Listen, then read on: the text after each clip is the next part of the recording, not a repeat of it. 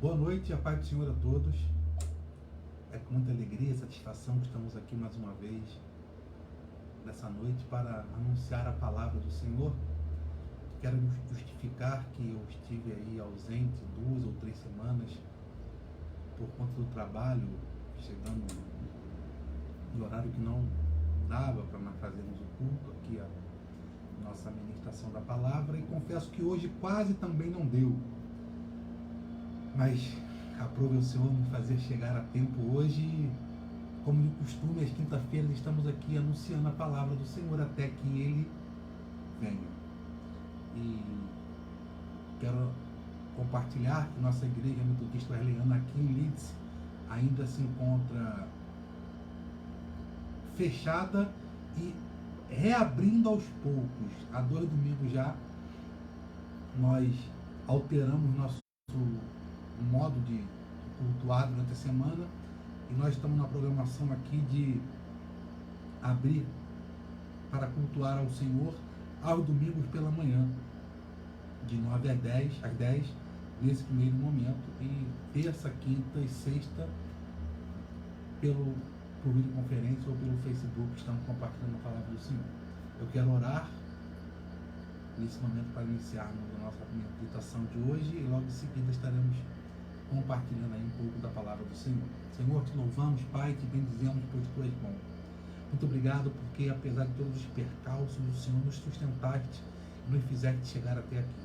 Fala conosco nessa noite, Pai, ensina-nos, usa-nos e toque nossos corações para que possamos aprender de Ti e usar para Ti na Sua obra, Pai. Assim eu oro em nome de Jesus. Amém e amém. Mais uma vez, a paz do Senhor a todos. Eu quero meditar numa passagem de um livro que fala muito ao meu coração, é o livro de Jonas. Eu preparei um curso sobre pregação positiva e eu tenho como base o livro de Jonas e fala muito comigo esse livro. É deveras interessante a visão de Jonas acerca da ordem de Deus para a vida dele. E o tema dessa mensagem é a oração de clamor em meio ao desespero exalta a misericórdia e a salvação do Senhor. A oração de clamor em meio ao desespero exalta a misericórdia e a salvação do Senhor. É certo que quando estamos desesperados, nós clamamos ao Senhor com mais eloquência, se posso dizer assim. E olhando para o nosso contexto atual, a salvação de Deus é para todos. Jesus morreu para todo aquele que nele crê.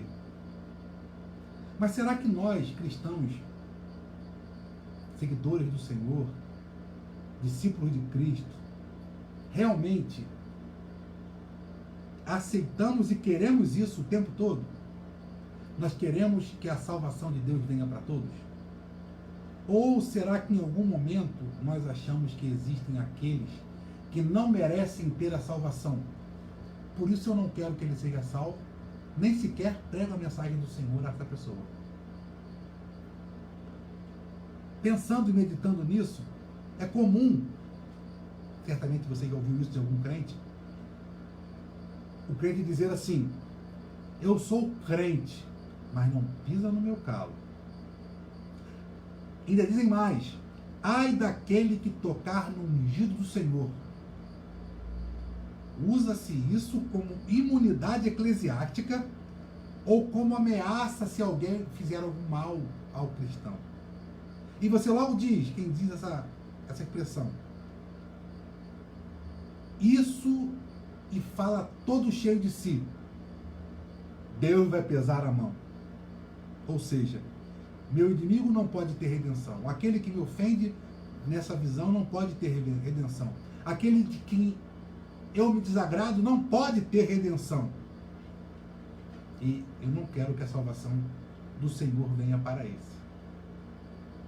Como se crente tivesse ou pudesse ter inimigos. É só acontecer alguma coisa que o crente não gosta e ele vai logo querendo defamar tudo e todos, simplesmente para inflar o seu ego, ou sei lá por quê. Mas isso não acontece só hoje. Verdade, irmão. Isso acontece ao longo da história. E existiram vários profetas bíblicos que queriam fazer a sua vontade em detrimento à vontade de Deus. Vamos ver um desses profetas. Abra sua Bíblia aí, por favor, no livro de Jonas, do profeta Jonas, capítulo 2. Vamos ler do verso 1 ao 10 e vamos meditar juntos nesses versos. Livro do profeta Jonas, capítulo 2, verso 1 ao 10.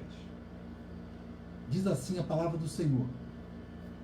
E orou Jonas ao Senhor, seu Deus, das entranhas do peixe, e disse: na minha angústia clamei ao Senhor, e ele me respondeu, do ventre do inferno gritei, e tu ouviste a minha voz. Porque tu me lançaste na profundeza, no coração dos mares, e na corrente das águas que me cercaram. Todas as tuas ondas e as tuas vagas têm pesados por cima de mim. E eu disse: lançado estou diante dos teus olhos, todavia tornarei a ver o teu santo templo. As águas me cercaram até a alma, o abismo me rodeou, e as algas se enrolaram na minha cabeça. E desci até o fundamento dos montes. A terra me encerrou, para sempre como os seus ferrolhos. Mas tu fizeste subir a minha vida da perdição, ó Senhor meu Deus. Quando desfalecia em mim a minha alma, lembrei-me do Senhor, e entrou a ti a minha oração no teu santo templo.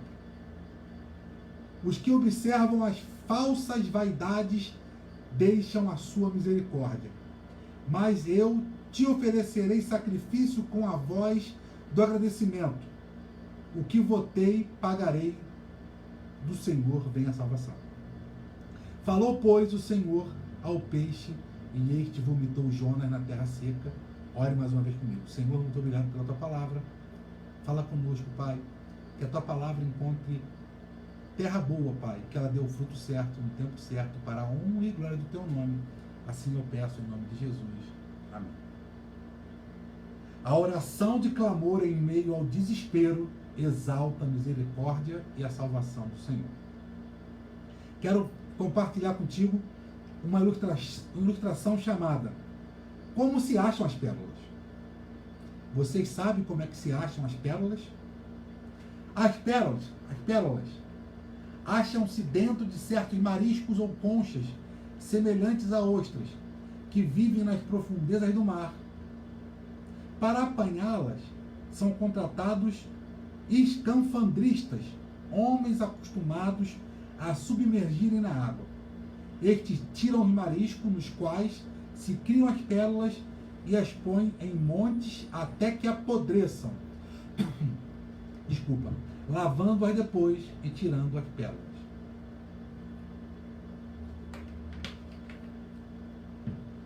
Homens que, para pegar as pérolas, eles mergulham, retiram as conchas, colocam no lugar até que essas conchas apodreçam, e quando isso acontece, eles lavam e retiram as pérolas. Isso se aplica maravilhosamente ao nosso caso. Cristo baixou a profundidade da nossa miséria e degradação. Desceu ao fundo das águas do pecado e da maldição para buscar-nos e resgatar-nos do fogo da condenação. Quando vemos as pessoas na podridão por culpa dos seus vícios, mentiras, enganos, violências, idolatrias e coisas semelhantes, mal imaginamos que tais montanhas de corrupção possam dar a Cristo pérolas maravilhosas de grandes preços. Milhões têm sido tirados por ele dali, e milhões mais serão tirados. Assim como as pérolas são tiradas da profundeza do mar, e da podridão sai aquela beleza da pérola, na profundeza do mar do pecado estávamos perdidos. E Jesus, ele rebaixou-se a esse nível, nos apanhou e lavou-no dos pecados e extraiu daquela podridão a pérola maravilhosa que é você. Cristo se esvaziou de si mesmo e se limitou a isto por te amar. Voltando a falar de Jonas, quem era Jonas? Ele era um profeta de Israel, que viveu em Samaria. E ele foi mandado por Deus para Nínive, para anunciar a salvação de Deus àquele povo. Jonas, como um profeta de Deus, ele sabia que onde a palavra de Deus chegasse, o homem não poderia resistir. Dentro dele, tendo um sentimento egoísta, ele decide fugir para não pregar para aquele povo. E com isso, consequentemente, eles não teriam a salvação. Esse era Jonas. Era um profeta que conhecia o poder de Deus e ele sabia que se ele levasse a palavra do Senhor, se ele levasse o poder de Deus a quem quer que seja, Deus poderia salvar esse povo. Mas o porquê que ele não queria que esse povo tivesse a palavra do Senhor e a salvação do Senhor? Nínive era a principal capital do Império Assírio. E o Império Assírio dominava o cenário mundial daquela época. E esse império veio antes, foi o precursor do Império Babilônico. Eles dominavam e subjugavam todos os povos daquela época. Os judeus eram um dos povos que os ninivitas, que os assírios dominavam. Ou seja, Jonas, um israelita que certamente tinha visto e ouvido muitas coisas acerca da Síria, recebeu a ordem de pregar a palavra de Deus na capital do Império Assírio. Olha que situação. Deus manda Jonas pregar em Nínive. E logo Jonas pensa, vou lá nada, eu quero mais que esse povo morra. Afinal, os assírios, os ninivitas matam os judeus. Os assírios matam o meu povo. Eu não quero a salvação para aquele que me faz mal. Reitera a pergunta do início. A salvação de Deus é para todos? Ou, em algum momento egoísta, nós podemos achar que a salvação de Deus ela pode ser para qualquer um, menos para aquele de quem nós não gostamos. Olha, querido, um profeta de Deus não escolhe aonde ele vai pregar. Um profeta de Deus cumpre a ordem de pregar aonde quer que seja. E qual é a ordem de Deus para os profetas da igreja do Senhor hoje? Ide pregar o evangelho a toda criatura. Para Deus, e Jonas aprendeu isso da pior maneira possível, para Deus não existe povo inimigo. Deus ama a todos. Os judeus achavam que Jeová, Javé, Deus era só deles. E era o Deus que dava vitória na batalha. E como assim esse Deus manda eu pregar para um povo que mata o meu povo? Não aceito isso, porque eu não quero que meus inimigos sejam salvos. Eu quero que quem seja salvo são apenas aquele que eu gosto. E em muitos casos os cristãos se comportam assim hoje. Quando não deveria ser. Nós pregamos só para aquele que fazem o bem, para aquele que faz o mal, não quero pregar.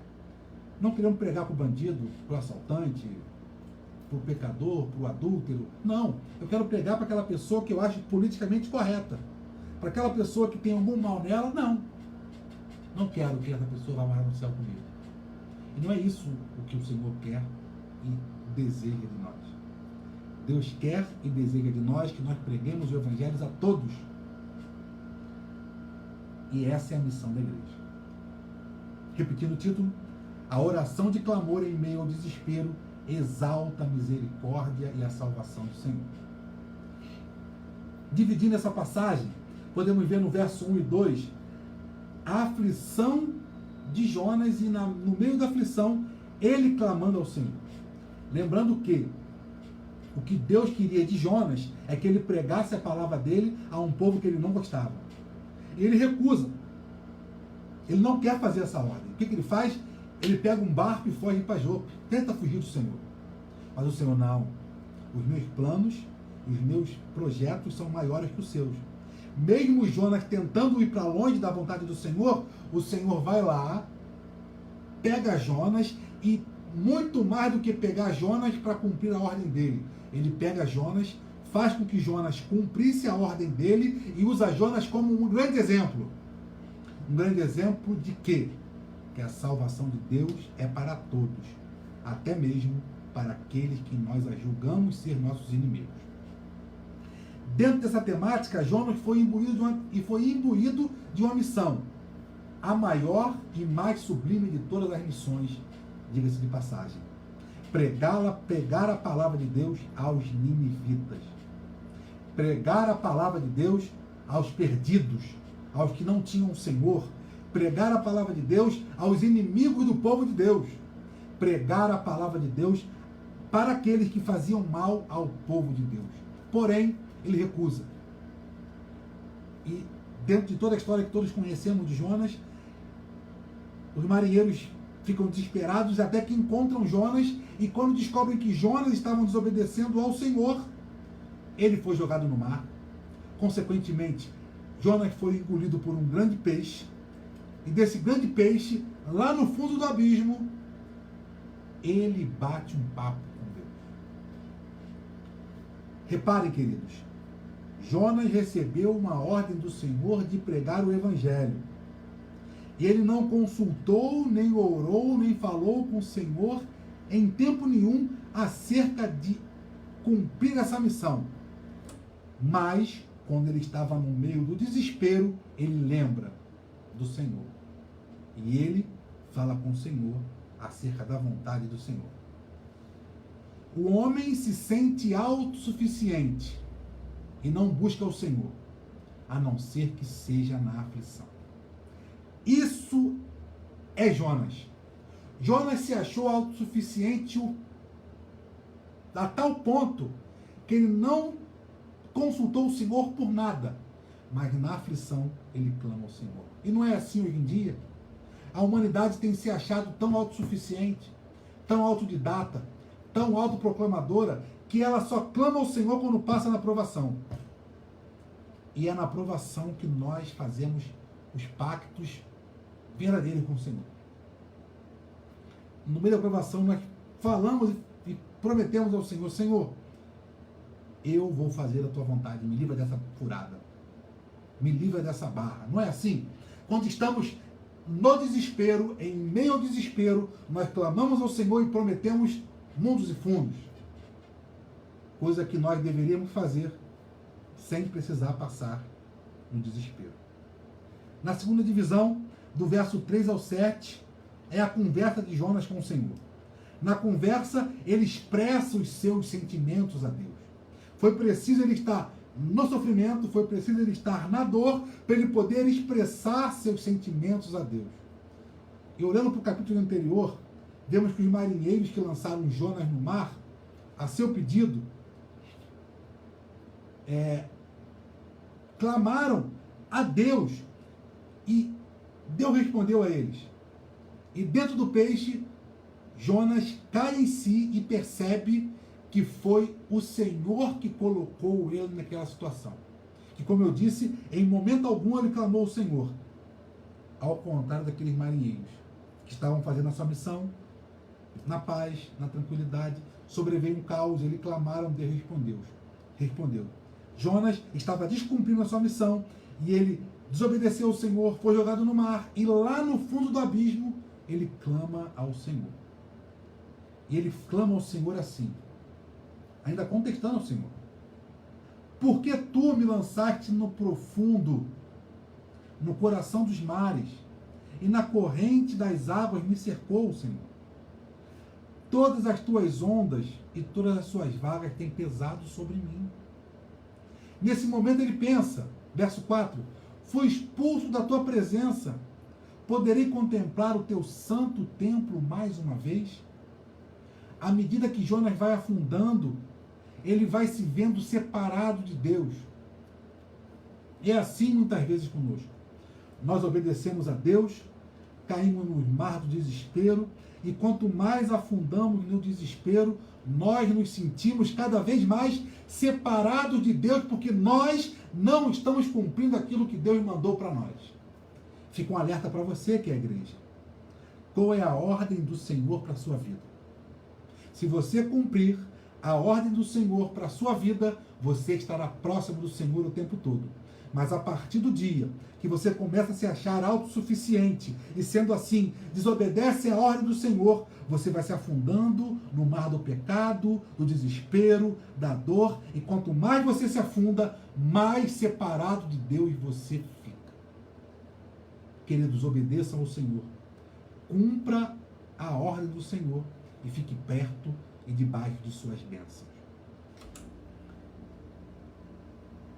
Mas, ao contrário do que Jonas pensou, ficar no ventre do peixe não foi um castigo, e sim a salvação para ele.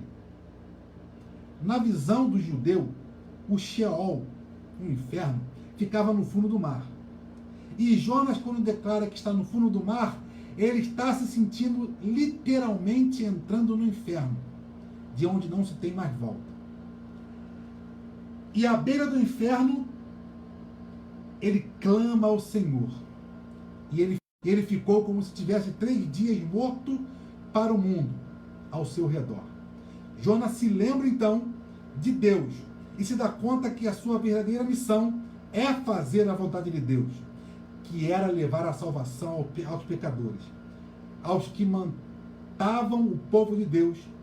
Ele se dá conta que a missão dele é levar a palavra de Deus aos inimigos declarados de Deus. Foram necessários 3 dias de morte para que Nínive encontrasse a salvação por intermédio da palavra anunciada pelo profeta Jonas. Jesus ficou morto por 3 dias e depois ele voltou para que nós, pecadores, pudéssemos ter a salvação que Deus oferece ao mundo. Ele ofereceu e oferece a sua salvação a todos, inclusive para aqueles que cuspiram no seu rosto. Jonas ficou 3 dias morto para tudo ao seu redor, para que ele pudesse cair em si, que a palavra de Deus tinha que ser pregada através dele. E quando ele dá conta disso, ele vai a Nínive e prega e o povo se converte. Jesus ficou morto 3 dias. Quando ele ressuscita, ele propaga e ordena que a sua palavra seja pregada, e fazendo isso, e quando fazemos isso, a salvação vem ao pecador, ao perdido, longe do Senhor. Por isso é tão importante que nós preguemos a palavra do Senhor em tempo e em fora de tempo, porque não cabe a nós escolher quem o Senhor vai salvar. O que cabe a nós é obedecer e pregar a todos, inclusive aquele que nós podemos julgar que não merece, ou aquele que pisa no nosso calo, como disse Maracena. Na terceira divisão, no verso 8 e 9, são as conclusões de Jonas. O profeta, enfim, entende que não tem como fugir da ordem de Deus, e ele entende que os planos de Deus são maiores e superiores aos seus planos, e declara que os que acreditam em ídolos estão longe da benevolência de Deus. Queridão, a salvação vem única e exclusivamente de Deus, através do seu Filho Jesus.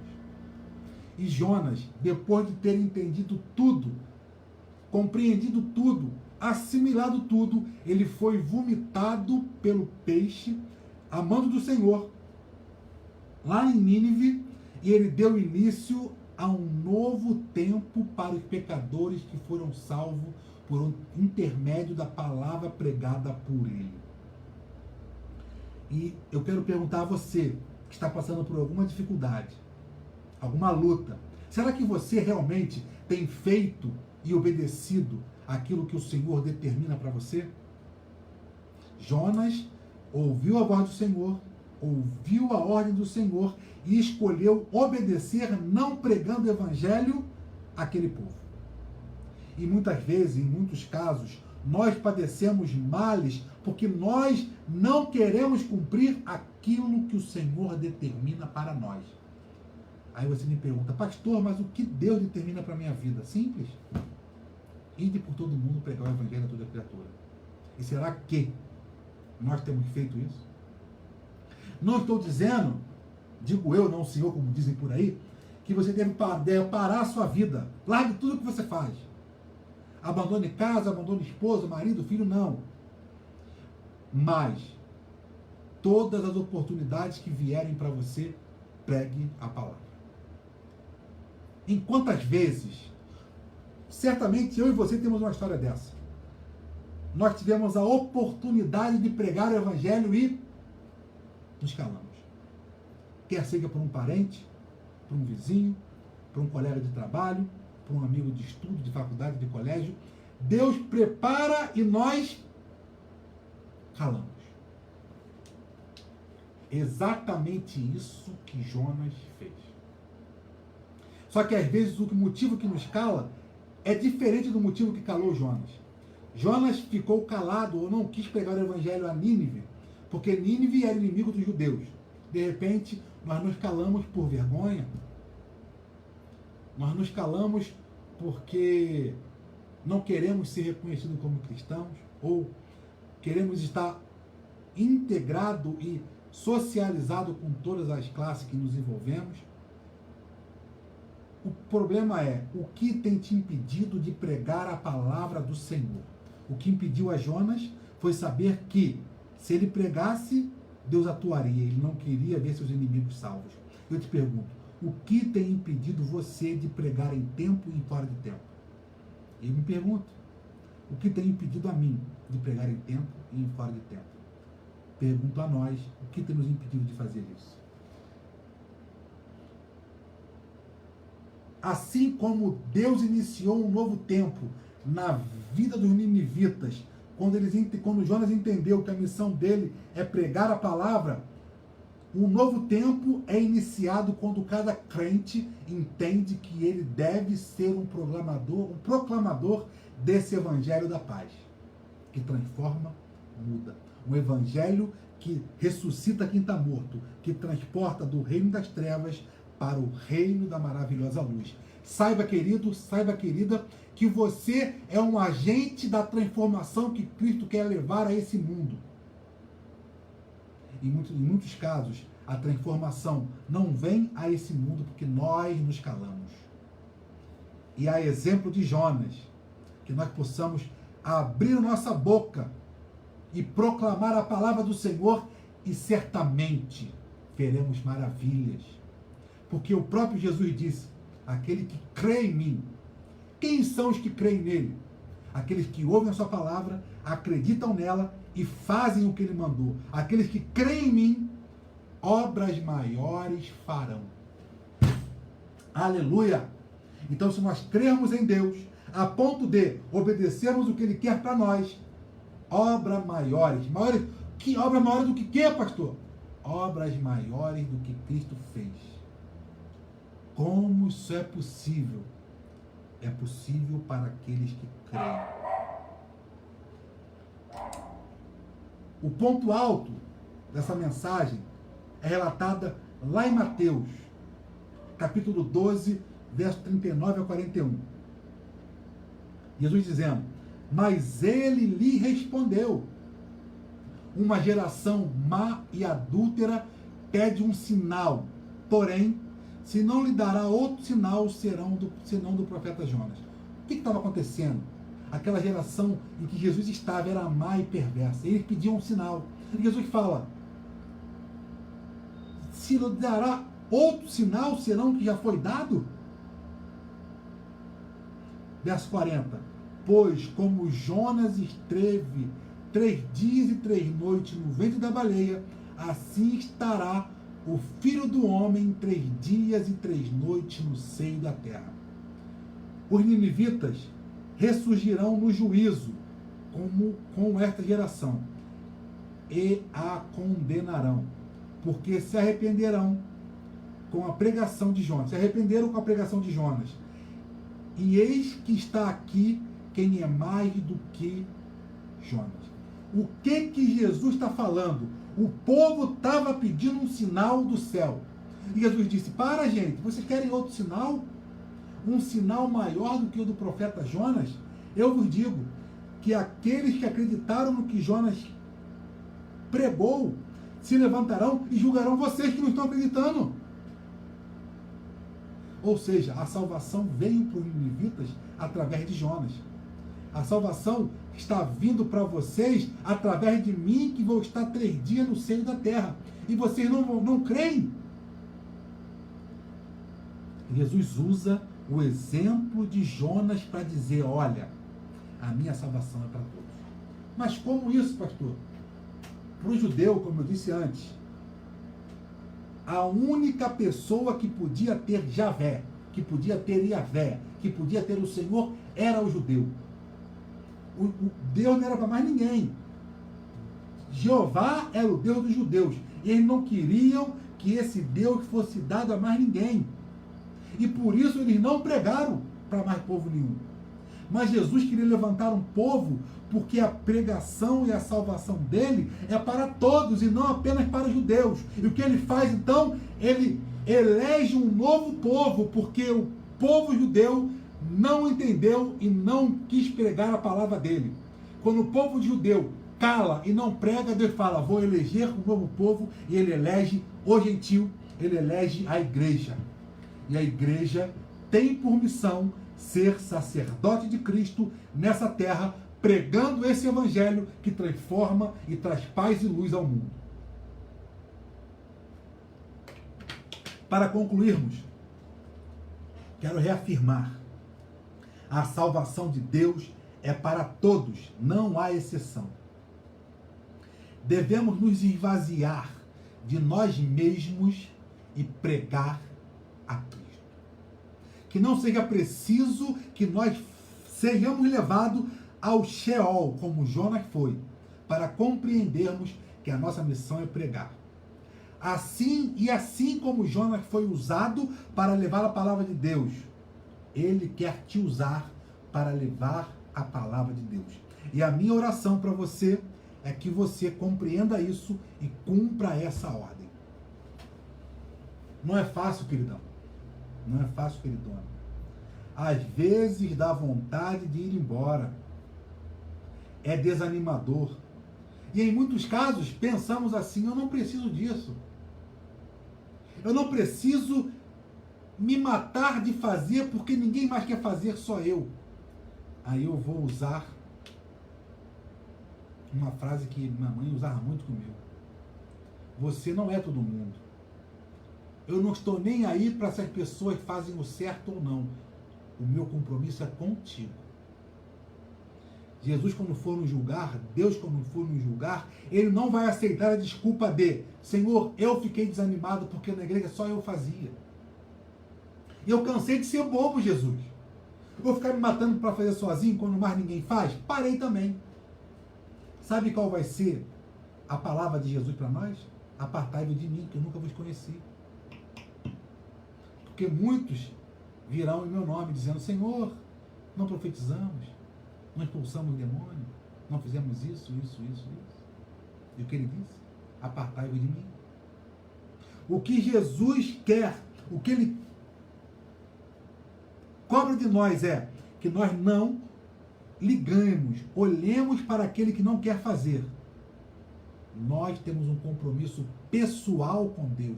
Eu tenho um compromisso pessoal com Deus.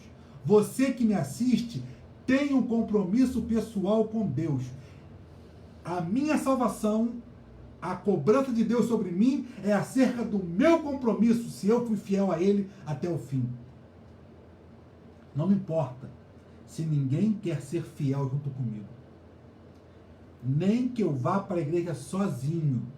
Nem que eu pregue o evangelho sozinho. Se ninguém mais quiser pregar, igual o Jonas não quis, cada um que dê conta da sua vontade. Quando eu declaro ser um escravo do Senhor, quando eu declaro ser um servo de Cristo, eu estou declarando que eu não tenho mais vontade, que eu obedeço fielmente à ordem do Senhor. Isso é ser servo. É não ter vontade. É esvaziar-me de mim mesmo, para que o Senhor me domine e me preencha por completo. Eu te pergunto, para finalizarmos, o que tem preenchido o seu coração? A sua mente? O Senhor ou a sua vontade? É fácil de avaliar isso? É fácil.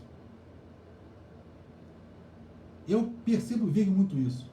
Quando a pessoa cumpre a vontade do Senhor, ela está vazia dela mesma e está fazendo a vontade do Senhor. Quando a pessoa não faz a vontade do Senhor, ela está cheia dela mesma. Como está o seu coração? A oração de clamor em meio ao desespero exalta a misericórdia e a salvação do Senhor.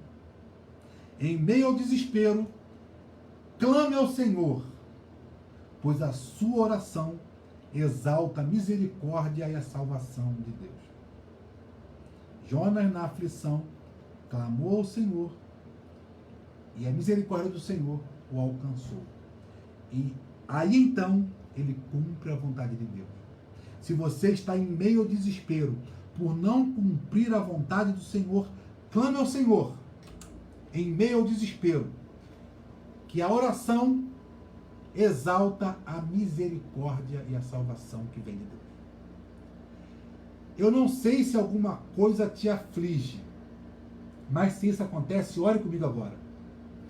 Pois a oração sincera, em meio ao desespero, exalta a misericórdia e a salvação para você, para a sua família e para todos nessa terra. Ore comigo aí mesmo onde você está. Senhor, te louvamos, te bendizemos, pois tu és bom, Pai. Pai, entendemos nessa noite, Senhor, que Jonas, cheio da sua vontade, desobedeceu a sua ordem, Pai, e por isso padeceu aflições. Pai, quanto de nós tem desobedecido às suas ordens e por isso padecemos aflições, Pai? Pai, se algum irmão meu, alguma irmã minha está passando por alguma aflição, por desobedecer a sua ordem, contempla uma oração num coração sincero e que a sua misericórdia seja exaltada em meio ao clamor do desespero. Vá de encontro a esse coração sincero e arrependido, que fala contigo, Pai, que a partir de hoje vai estar vazio de sua vontade, para que o seu Espírito exalte e habite o coração dessa pessoa, e que sendo assim, ela pregue o Evangelho da paz com ousadia e compaixão. Toca-nos, Senhor, transforma-nos, Senhor, a começar em mim, muda corações. Assim eu te peço, nessa hora, em nome de Jesus. Amém. Obrigado a você que nos acompanhou até agora. Quero reiterar algumas informações do início e passar mais algumas outras. Nossa igreja voltando a reabrir nesse finalzinho de pandemia, creio que é o final, nos adaptamos a cultuar ao Senhor de uma maneira um pouco diferente.